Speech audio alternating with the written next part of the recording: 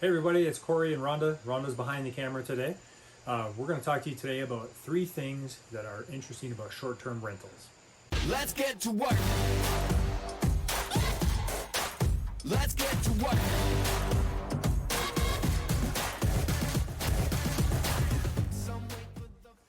All right, so today we're going to talk a little bit about 3 things to do with short-term rentals. Rhonda's behind the camera, so you might hear her give some cues to me once in a while. That's okay.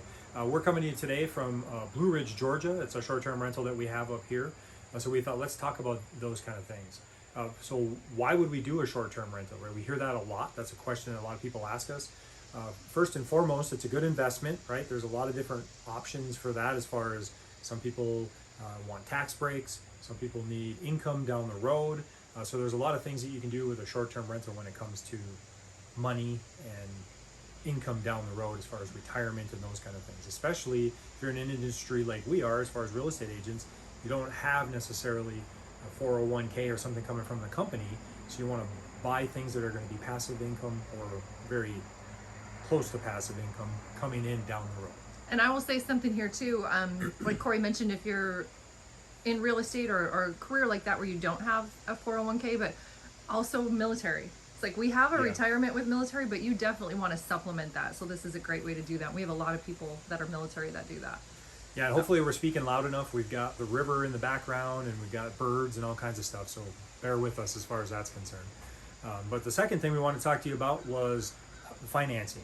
A lot of people ask, well, how do I finance something like that? You can use a lot of different lending options. Please contact us. We've got lenders all over the nation and world, for that matter, that are willing to work with you on short-term rentals. We've done a lot of research on that over the last few years, and we've got that pretty squared away. But there's a lot of different options. You can use them as second homes. There's different things you can do there, different amounts of money that you would have to put down, and interest rates and stuff are up and down. So we want to have you contact us, and we'll figure out your situation. And the third thing is, how do we pick a location? So that's kind of an interesting one, right? So locations are important, obviously. A couple of things about them. You want the city or the county of where you're going to be all on board with that, with short-term rentals. In other words, once you buy there in some of these new places, all of a sudden they vote and you can't do short-term rentals anymore. So you want a place that's established. For example, Blue Ridge, where we are right now, people have been coming here for 50 years for short-term rentals up in the mountains. That's the kind of place where you're not worried about them saying, hey, all of a sudden you can't do short-term rentals. What else on that, Ron? Right, and in some of those areas, like even in Blue Ridge, it's very friendly towards short-term rentals, but there's certain areas that are not.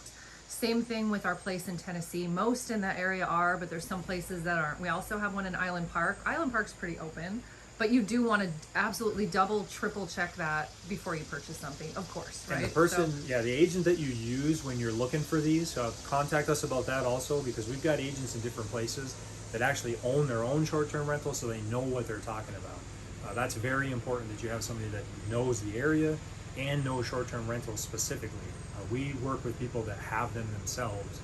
That way we know those kind of questions are being answered. So that's very important. All right, so don't mind Bruce. I think in the background, our neighbor, he's mowing his lawn, but it's all right. Bruce is a great guy. But hey, so today we talked about 3 things that are very important with short-term rentals. Obviously, location, we talked about that. We talked about finances, and we talked about why. So please contact us any way you want to, email, phone, whatever. We're here for you. We put these out every Friday. Bree is hard at work behind the scenes putting these things together. We want to answer the questions that you guys have. Please like and subscribe. We're here for you. Have a great day.